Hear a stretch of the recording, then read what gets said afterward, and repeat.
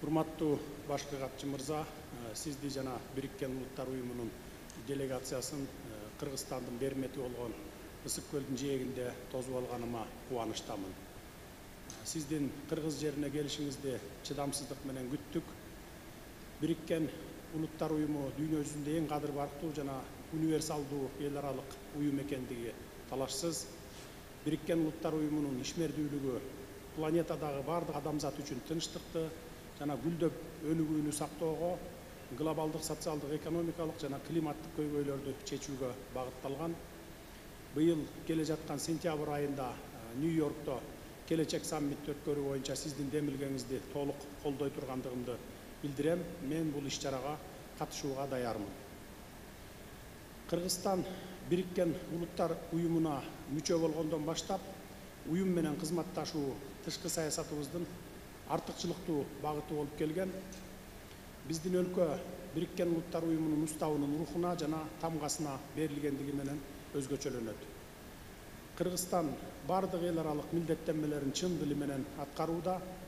Мен Кыргызстандын Бириккен Улуттар Уюму менен көп тараптуу кызматташтыгын жогору баалаймын. Кыргызстандын Бириккен Улуттар Уюму менен долбоордук кызматташтыгы биздин мамлекеттин өнүгүүнүн улуттук артыкчылыктарына жооп берет. Өлкөнүн мамлекеттик саясатынын негизи болуп калган жана Кыргызстанды өнүктүрүүнүн узак мөөнөттүү улуттук стратегиясына киргизилген Бириккен Улуттар Уюмунун туруктуу өнүгүү максаттарын жигердүү ишке ашырып келүүдөбүз. Биз тарабыбыздан 2023-2027 жылдарга Кыргыз Республикасында туруктуу өнүктүрүү чөйрөсүндөгү кызматташуу боюнча Бириккен Улуттар Уюмунун алкактык программасы, 2 жылдык биргелешкен иш планы жана туруктуу өнүгүү максаттарын каржылоонун комплекстүү улуттук механизмдери кабыл алынды. Ошондой эле туруктуу өнүгүү максаттарын ишке ашыруу боюнча жогорку деңгээлдеги кеңеш түзүлдү. Белгилүү болгондой, Кыргыз Республикасы Бириккен Улуттар Уюмуна 166 мүчө мамлекеттин ичинен 45-чи орунду ээлеп, туруктуу өнүгүү максаттарын ишке ашырууда олуттуу ийгиликтерге жетиштик. Биз азыр 2030 жылга чейин алдыңкы 30 өлкөнүн катарына киребиз деген амбициялуу максатты койгонбуз. Кыргызстандагы Бириккен Улуттар Уюмунун системасынын бардык жетекчилерине жана кызматкерлерине алардын активдүү ишмердүүлүгү жана жемиштүү кызматташтыгы үчүн ыраазычылык билдирем.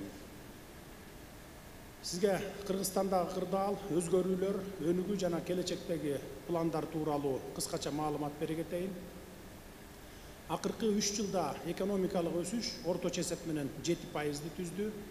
2023 жылы тарыхый этапты өттүк.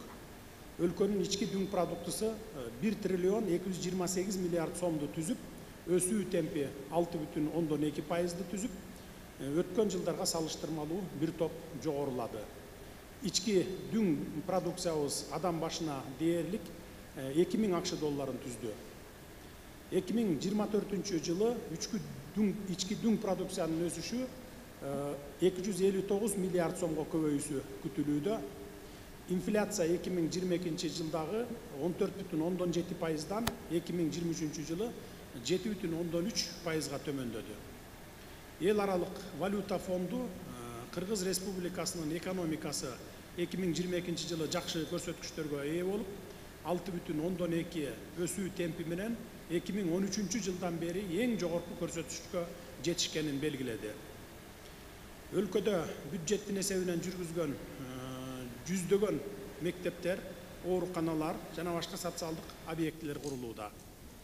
Мугалимдердин, дарыгерлердин, пенсионерлердин артыкчылыктары көтөрүлүүдө. Экономикага инвестиция тартылып, ири ишканалар ачылып, энергетика жана транспорт тармагында жаңы аймактык долбоорлордун курулушу башталды. Энергетика тармагында Кыргыз Республикасы өзүнүн энергетикалык инфраструктурасын туруктуу өнүктүрүүгө жана модернизациялоого жигердүү кадам таштоодо.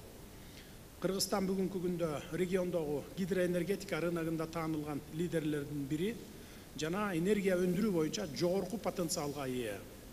Кыргызстан өнөктөштөр менен бирге Борбордук Азиянын энергетикалык системаларын Түштүк Азия менен байланыштырууга багытталган Каса 1000 долбоорун ишке ашыруунун үстүндө иштеп жатабыз. Кытай, Кыргызстан, Өзбекстан темир жолунун курулушу Кыргызстан үчүн чындап эле бул өтө чоң маанилүү окуя. Бул долбоор өлкөлөр ортосундагы экономикалык байланыштарды чыңдоого гана жардам бербестен, аймактагы инфраструктураны өнүктүрүүдө маанилүү кадам болуп саналат. Бул катышуучу өлкөлөрдүн ортосунда тезирээк жана натыйжалуу соода жүргүзүүгө, экономикалык өсүштү стимулдаштырууга жана технология менен тажрыйба алмашууга көмөктөшөт. Кошумчалай кетсек, мындай масштабтуу инфраструктуралык долбоорлор аймактагы калктын иш менен камсыз болушун жана жашоо деңгээлин жогорулатууга жардам берет. Биз тышкы саясатыбызда Борбор Азия өлкөлөрү менен кызматташууга өзгөчө көңүл бурабыз. Дал ушул биздин аймакта Улуу Жибек жолунун маанилүү жолдор өткөн, чыгыш менен батыштын ортосунда эл аралык соода жана маданий алмашуулар дагы болгон. Бүгүнкү күндө Борбордук Азиянын лидерлери аймактын бул тарыхый ролун кайра жандандыруу зарылдыгы боюнча болуп көрбөгөндөй биримдиктебиз. Өткөн жылы Кыргызстан менен Өзбекстан мамлекеттер ортосундагы мамлекеттик чек ара маселеси мыйзамдуу түрдө толугу менен чечилди. Биз Борбор Азиянын лидерлери үчүн гана эмес, бүткүл дүйнөгө жакшы үлгү көрсөтө алдык десем жаңылышпаймын. Албетте, тигил же бул мамлекеттер менен элдердин ортосундагы чыр чатактар көп учурда чечилбеген чек арадан келип чыгат.